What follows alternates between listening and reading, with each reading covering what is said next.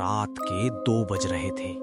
बाहर तूफान का शोर था और अंदर रामपुर की उस वीरान हवेली के एक कमरे में 4 दोस्त एक टिमटिमाती लालटेन के इर्द गिर्द बैठे थे। सन्नाटा इतना गहरा था कि सांसों की आवाज भी हथौड़े जैसी लग रही थी। तभी बलविंदर ने चुप्पी तोड़ी। ओ पाजी, सियापा हो गया ये तो। मैंने पहले ही बोला था कि उस गूगल मैप वाली आंटी की बात मत मानो, पर नहीं, तुम्हें तो एडवेंचर का कीड़ा काटा था। अब देखो कहाँ आके फंस गए हैं हम। बाहर वो बिजली कड़क रही है जैसे यमराज फोटो खींच रहा हो, और अंदर ये हवेली, कसम वाहेगुरु की, यहाँ की दीवारों से भी मुझे घूरने वाली फीलिंग आ रही है। ओए रोहन, तू बड़ा हीरो बनता है ना, अब बता क्या करें। गाड़ी का टायर ऐसे फटा जैसे किसी ने दांतों से चबाया हो। मुझे तो ये जगह बिल्कुल भी सेफ नहीं लग रही। मेरे पिंड में बुजुर्ग कहते थे कि जब रात को हवा रुक जाए और फिर भी दरवाजे खड़के तो समझ लो कि महफिल उनकी सज चुकी है। मुझे भूख भी लगी है और डर भी लग रहा है, पर मैं बोलूंगा नहीं क्योंकि मैं डरता नहीं हूँ। ओए बंगाली, तू इतना सिकुड़ के क्यों बैठा है? तेरी वजह से मुझे और घबराहट हो रही है। कुछ तो बोल या मंत्र ही पढ़ ले कोई। अरे ओ पाजी, तुम चुप भी करेगा या हमारा हार्ट फेल करवा के मानेगा? तुमको समझ नहीं आ रहा, ये जगह नॉर्मल नहीं है। जब हम लोग ये गांव का बोर्ड क्रॉस किया था तभी हमको एक गंदा सा बास आया था, जैसे कोनो सड़ा हुआ मांस पड़ा हो। हमरा दीदा बोलता था कि बुरी शक्ति का अपना एक गंध होता है, और तुम देखा नहीं उस कोने में जो परछाई था? हम कसम खा के बोलता है वहां कोनो खड़ा था जो अभी गायब हो गया। ये हवेली का ईंट ईंट में कोनो ना कोनो राज छुपा है। हमको तो लग रहा है कि आज रात हम लोग का आखिरी रात होने वाला है। तुम लोग हंसो मत, ये हंसने का बात नहीं है। देखो वो लालटेन का लौ कैसा नीचा हो रहा है। ये सब संकेत है कि ओरा आ गया है। ओरा मतलब वो जिनका नाम नहीं लेते। हमको घर जाना है बाबा, यहाँ तो हवा भी भारी लग रहा है, जैसे किसी ने गला दबा रखा हो। विक्रम दादा, तुम कुछ जानता है इस जगह के बारे में? तुम्हारा चेहरा देख के लग रहा है तुमको सब पता है। सुभाष, तुम और तुम्हारी ये बिना सिर पैर की बातें, प्लीज यार, अभी वैसे ही हालत खराब है, ऊपर से तुम ये भूत प्रेत का ड्रामा शुरू मत करो। देखो लॉजिकली सोचो, ये हवेली पुरानी है, लकड़ी सड़ चुकी है, इसलिए हवा चलने पर आवाजें आ रही हैं। जिसे तुम गंध कहे हो वो सीलन और मरे हुए चूहों की बदबू है। हमारा दिमाग अंधेरे में हमारे साथ खेल खेलता है, इसे हेलुसिनेशन कहते हैं। जब हम डरते हैं तो दिमाग हर परछाई में राक्षस बना देता है। मैं मानता हूं कि जगह थोड़ी अजीब है, पर इसका मतलब ये नहीं कि यहाँ कोई आत्मा भटक रही है। हमें बस सुबह तक का इंतजार करना है। जैसे ही सूरज निकलेगा हम मैकेनिक को ढूंढ लेंगे। तब तक अपने दिमाग को शांत रखो। पर हाँ, एक बात अजीब है विक्रम, तुम नोटिस कर रहे हो? बाहर इतनी तेज बारिश है लेकिन इस कमरे में एक बूंद पानी की आवाज नहीं आ रही। सन्नाटा कुछ ज्यादा ही है। तुम तो इस इलाके के बारे में पढ़ रहे थे ना? क्या सच में यहाँ कोई गांव था या ये हवेली हमेशा से ऐसी ही अकेली थी? रोहन के चुप होते ही विक्रम ने गहरी सांस ली। उसकी आंखों में एक अजीब सी चमक थी। उसने लालटेन की लौ को थोड़ा बढ़ाया और अपनी भारी आवाज में बोलना शुरू किया। रोहन, विज्ञान वहां खत्म होता है जहां से काली घाटी की हदें शुरू होती हैं। तुम लोग जिसे सिर्फ एक इत्तेफाक समझ रहे हो, वो दरअसल एक चाल है। हम यहाँ अपनी मर्जी से नहीं आए, हमें बुलाया गया है। मेरे परदादा बताते थे कि 100 साल पहले ये गांव आबाद था, खुशियां थीं, मेले लगते थे। लेकिन इस हवेली का मालिक ठाकुर उग्र प्रताप सिंह अपनी जवान बेटी की मौत से पागल हो गया था। उसने तंत्र विद्या का सहारा लिया उसे वापस जिंदा करने के लिए। अमावस्या की ऐसी ही एक रात थी। उसने पूरे गांव की बलि चढ़ा दी, सिर्फ अपनी बेटी की एक सांस के लिए। कहते हैं उसकी बेटी तो वापस नहीं आई, लेकिन उस रात यहाँ पाताल का दरवाजा खुल गया। जो परछाई तुम्हें दिखी सुभाष, वो वहम नहीं था। वो वही लोग हैं जो आज भी मुक्ति मांग रहे हैं। और तुम्हें पता है सबसे डरावनी बात क्या है? वो बलि आज भी अधूरी है। उन्हें 4 और जानों की जरूरत थी उस रस्म को पूरा करने के लिए। 4 परदेसी, ठीक हमारी तरह। अब बताओ, क्या तुम्हें अभी भी लगता है कि टायर का फटना सिर्फ एक इत्तेफाक था? विक्रम की बात सुनकर कमरे का तापमान अचानक गिर गया। तभी ऊपर वाली मंजिल से किसी भारी चीज के घिसटने की आवाज आई। ओ मां गो, सुना तुम लोग? सुना? हम बोल रहा था ना, ये विक्रम को चुप कराओ, ये तो साक्षात यमराज को निमंत्रण दे रहा है। 4 परदेसी बोलता है। ए पाजी, हमरा हाथ पैर कांप रहा है। उग्र प्रताप सिंह, ये नाम सुनकर ही हमरा रोंगटा खड़ा हो गया है। और वो आवाज, ऊपर से आया ना, ऐसा लगा जैसे कोनो भारी लाश को जमीन पर घसीट रहा है। विक्रम दादा, तुम कहानी बंद करो। अगर हम कहानी सुनेगा तो डर के मारे ही मर जाएगा। हमको मारने का जरूरत भी नहीं पड़ेगा। देखो, खिड़की अपने आप खुल गया। हवा नहीं है फिर भी खुल गया। हमको नहीं रहना यहाँ, चलो भाग चलते हैं। बारिश में भीग लेंगे पर यहाँ नहीं रुकेंगे। मुझे ऐसा लग रहा है कि मेरे पीछे कोई खड़ा होकर मेरी गर्दन पर सांस ले रहा है। हे भगवान, रक्षा करो। हनुमान चालीसा कहाँ है मेरा? पाजी, तुम्हारे पास कृपान है ना? निकाल के रखो। अगर वो ठाकुर आया तो हम लोग क्या करेंगे? ओए बंगाली, चुप कर जा, रोना धोना बंद कर। विक्रम यार, तू भी कैसी मनहूस बातें कर रहा है। डराने का कोई और तरीका नहीं मिला तुझे? पर पाजी, वो आवाज तो मैंने भी सुनी। वो कोई बिल्ली कुत्ता नहीं था। ऐसा लगा जैसे कोनो लोहे की जंजीर घसीट रहा हो। देख विक्रम, अगर ये कोई प्रैंक है तो अभी बता दे, वरना मैं तेरा मुंह तोड़ दूंगा डर के मारे।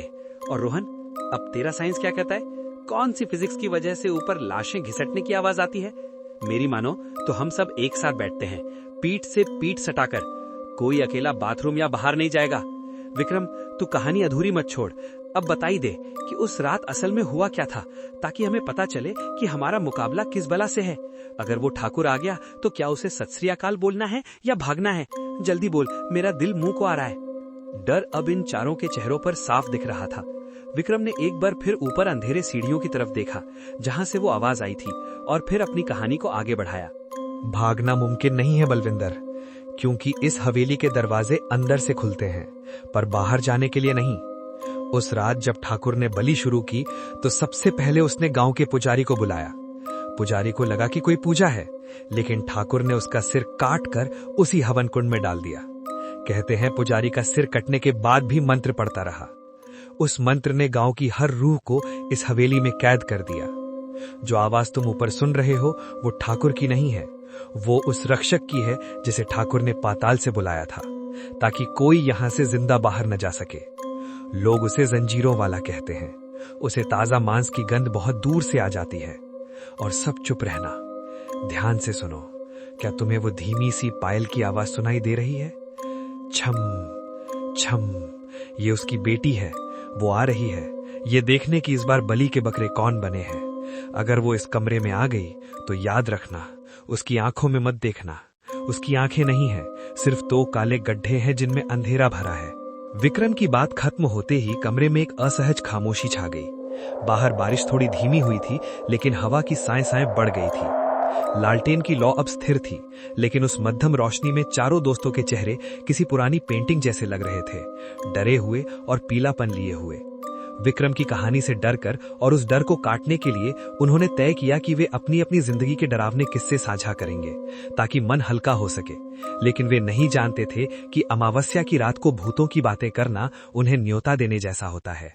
विक्रम दादा, तुम्हारा कहानी सुन के तो हमारा गला सूख गया है, पर अब जब बात निकला है तो सुनो। हम जब छोटा था, नदिया जिले में रहता था। वहां एक पोखर था जिसको सब काला पानी बोलता था। हमरा दीदा बोलता था कि दोपहर में वहां नहीं जाना। एक दिन हम और हमरा दोस्त मोंटू क्रिकेट खेलते खेलते वहां चला गया। बॉल पानी में गया, मोंटू उसको लाने उतरा। पानी घुटने तक ही था पाजी, कसम से। पर अचानक मोंटू चिल्लाने लगा कि कौनो उसका पैर खींच रहा है। हम सोचा वो मजाक कर रहा है, पर फिर हम देखा पानी के नीचे से कौनो काला काला हाथ, एकदम पतला और लंबा, उसका टखना पकड़ा हुआ था। वो हाथ इंसान का नहीं था, वो पेड़ की जड़ जैसा था, पर चल रहा था। हम इतना डर गया कि भाग आया। गांव वाले गए तो मोंटू नहीं मिला। 2 दिन बाद उसका बॉडी मिला, पर पानी में नहीं, पेड़ के ऊपर लटका हुआ। तब से हम पानी और पुरानी जगह से बहुत डरता है। ये हवेली का हवा भी हमको उसी पोखर का याद दिला रहा है, एकदम भारी और गीला। सुभाष, वो दलदल रहा होगा या कोई जलीय पौधा, पर खैर मैं इन सब बातों को नहीं मानता था जब तक कि मैं कॉलेज हॉस्टल में नहीं गया। मेरा रूम नंबर 304 था। मेरे रूममेट के आने में 2 हफ्ते बाकी थे, तो मैं अकेला था। मैं अक्सर रात को पढ़ाई करता था। एक रात करीब 3 बजे मुझे लगा कि मेरे पीछे वाली कुर्सी पर कोई बैठा है। मैंने सोचा मेरा वहम है। मैंने चश्मा साफ किया और मुड़कर देखा, कुर्सी खाली थी। लेकिन जैसे ही मैं वापस किताब की तरफ मुड़ा, मुझे उस खाली कुर्सी के चरर से पीछे खिसकने की आवाज आई, और फिर मेरी टेबल पर रखे पेन ने अपने आप लुढ़कना शुरू कर दिया। वो हवा नहीं थी, खिड़कियां बंद थी, सबसे डरावनी बात यह थी कि जब मैं सोने गया तो मुझे मेरे ठीक कान के पास किसी के भारी सांस लेने की आवाज आ रही थी। वो सांसें इतनी ठंडी थीं कि मेरा कान सुन्न पड़ गया। मैं उस रात पूरी रात चादर ओढ़कर कांपता रहा। सुबह वार्डन ने बताया कि उस कमरे में एक लड़के ने पंखे से लटक कर जान दी थी। मैं साइंस का स्टूडेंट हूं, पर उस रात की वो ठंडी सांस मैं आज तक एक्सप्लेन नहीं कर पाया। ओए रोहन, हॉस्टल की बातें छोड़, पिंड की बातें सुन। पंजाब के खेतों में रात को ट्रैक्टर चलाना बच्चों का खेल नहीं है। एक बार मैं अपने चाचा के साथ रात को पानी लगाने गया था। ट्यूबवेल के पास एक पुराना पीपल का पेड़ था। चाचा मशीन चालू करने गए और मैं ट्रैक्टर पर बैठा था। तभी मैंने देखा खेतों के बीच से एक बूढ़ी औरत आ रही है, एकदम सफेद कपड़ों में। मुझे लगा शायद रास्ता भटक गई होगी। वो पास आई और बोली, पुत्र थोड़ा पानी मिलेगा? मैंने बोतल निकाली। जैसे ही उसने हाथ बढ़ाया, ओ पाजी, उसके हाथ उल्टे थे। हथेलियां ऊपर की तरफ नहीं, पीछे की तरफ मुड़ी हुई थीं। और उसका चेहरा, वो चेहरा नहीं था, वो बस झुर्रियों का एक ढेर था, आंखें थी ही नहीं। मैं इतना जोर से चिल्लाया कि चाचा भागते हुए आए। जब हमने दोबारा देखा तो वहां कोई नहीं था, बस सरसों के खेत हिल रहे थे, जैसे कोई अभी अभी वहां से गुजरा हो। उस दिन के बाद से मैं कभी रात को अकेले खेत में नहीं गया, और आज तुम लोग फिर से मुझे उसी माहौल में ले आए हो। ये हवेली भी उस पीपल के पेड़ जैसी ही मनहूस लग रही है। तुम सबने गौर किया, सुभाष की कहानी में पानी था, रोहन की कहानी में बंद कमरा और पाजी की कहानी में वीरान खेत। हर जगह एक चीज कॉमन थी, अकेलापन। बुरी शक्तियां हमेशा अकेलेपन का फायदा उठाती हैं, लेकिन एक कहानी और है जो इन सब से ज्यादा खौफनाक है। ये कहानी किसी और की नहीं, बल्कि कहानी सुनाने वालों की है। कहते हैं कि एक बार 4 दोस्त एक जंगल में फंस गए थे, ठीक हमारी तरह। डर दूर करने के लिए उन्होंने भूतों की कहानियां सुनानी शुरू की। उन्होंने एक शर्त लगाई कि जिसकी कहानी सबसे डरावनी होगी वो जीतेगा। 3 दोस्तों ने कहानी सुनाई। जब चौथे की बारी आई तो उसने कहा, मेरी कहानी ये है कि हम 4 नहीं, दरअसल 5 लोग इस कमरे में बैठे हैं। दोस्तों ने गिना तो वे 4 ही थे। चौथे दोस्त ने हंसते हुए ऊपर इशारा किया। जब उन्होंने ऊपर देखा तो उन्होंने पाया कि असली चौथा दोस्त तो ऊपर छत से लटका हुआ था, और जो उनके साथ बैठकर कहानी सुना रहा था वो कोई और ही था। वो वही था जिसने उसे मारा था। कभी कभी हम कहानियों में इतना खो जाते हैं कि हमें पता ही नहीं चलता कि हमारे बीच कोई अनचाहा मेहमान आकर बैठ गया है। विक्रम की ये बात सुनते ही तीनों दोस्तों के रोंगटे खड़े हो गए। सुभाष ने तुरंत अपनी उंगलियों से गिनती शुरू कर दी। 1, 2, 3, 4। बलविंदर ने अपनी टॉर्च उठाई और कमरे के हर कोने में रोशनी मारी, ये तसल्ली करने के लिए कि वहां कोई 5वां तो नहीं है। रोहन का गला पूरी तरह सूख चुका था। विक्रम की आंखों में अभी भी वही अजीब सी शून्यता थी। तभी कमरे के बाहर वाले गलियारे से एक बच्चे के रोने की आवाज आई। रोना नहीं बल्कि सिसकियां, और उसके तुरंत बाद ऐसा लगा जैसे किसी ने कमरे के दरवाजे पर अपने नाखून रगड़ दिए हों। खर्र खर्र। कहानियों का वक्त अब खत्म हो चुका था, क्योंकि हकीकत अब दरवाजे पर दस्तक दे रही थी। दादा, ये क्या बोला तुमने? ये कैसा कहानी था? अब हमको गिनती भी गलत लग रहा है। हम 4 ही है ना विक्रम? तुम विक्रम ही है ना? ए पाजी, तुम्हारा चेहरा ऐसा काहे लग रहा है? देखो देखो, दरवाजे के नीचे से वो क्या है? परछाई? कोनो खड़ा है दरवाजे के बाहर। और वो जो आवाज था वो बिल्ली का नहीं था। कोनो बच्चा रो रहा है ये वीरान हवेली में। नहीं नहीं, ये कोनो छल है। पूरा आवाज बदल के बुलाता है। अगर हम दरवाजा खोला तो वो अंदर आ जाएगा। विक्रम दादा, तुम चुप काहे हो गया? बोलो कि वो कहानी झूठ था। बोलो कि तुम मजाक कर रहा था। हमरा हाथ पैर काम नहीं कर रहा। मुझे लग रहा है कोनो हमरा पैर पकड़ के खींच लेगा अभी। पाजी, तुम अपना कृपान निकालो, और रोहन तुम अपना मोबाइल का टॉर्च जलाओ। ये लालटेन बुझने वाला है। अगर अंधेरा हुआ तो हम सब खत्म।